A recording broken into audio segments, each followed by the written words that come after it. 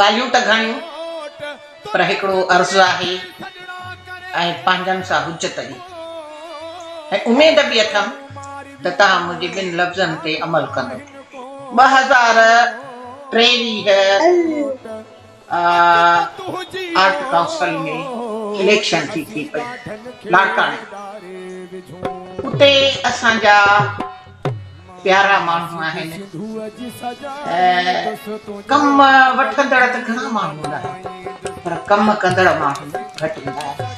मूंखे उमेद आहे त ही ज़रूरु कमु ईंदा छो त पाण बि आर्टिस्ट आहे। आर्टिस्ट वॾो हिसास ऐं पंहिंजा ॼातल सुञातल आहिनि। असां हिननि खे हुकुम बि ॾेई सघूं था ऐं चई सघूं था ही कमु कंदा। माण्हू घुरिजे कम वारो, वोट ॾिजे उनखे जेको ज़ाया न सॼी उमिरि वोट ज़ाया कया अथसीं। हाणे तव्हां वोट पंहिंजे जो क़दुरु कयो। इहो आहे Shah Latif people's cultural panel, ठीकु आहे, कल्चरल पीनल। हाणे इहो छा त जवानी आहे न, पोइ इन करे ज़बान थोरो हेॾे होॾे थिए थी, तव्हां सम्झी वञिजो लाड़काणो पंहिंजो आहे। हिते असांजा सुहिणा सुठा आर्टिस्ट आहिनि।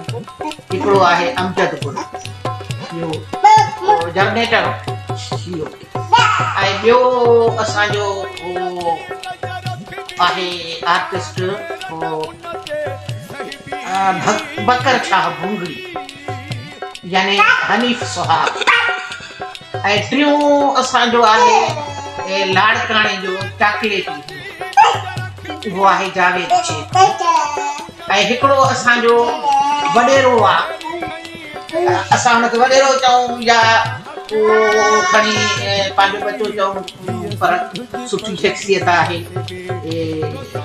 इस्माइल जतोई साहब। उन खां पोइ ॿियनि जा नाला बि तव्हांखे ॿुधायां थी पई। त मुंहिंजो अर्ज़ु आहे ऐं इल्तिजा आहे तव्हांखे, जंहिं जाइ ते अमजद गुल हुजे उनखे वोट ॾेई कामयाब, छो त इहो पुट भलोड़ा। इन में उमेद आहे त सुभाणे हुन सां बि कमु वठी सघंदासीं। खैरां जे सिर ॾे ख़ैर हुजे आहे त उमेद अलाह, पर वरी पुट में मिड़ई उमेद अथनि मांखे।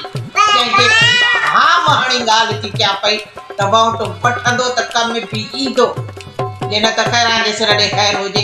घणनि जूं सिफारिशूं कबियूं आहिनि पर अर्ज़ु मां तव्हांखे इहो थी कयां त अमजद गुल खे ऐं इन धुर सॼीअ खे कामयाब कयो त असांजी कामयाबी आहे, तव्हांजी कामयाबी आहे।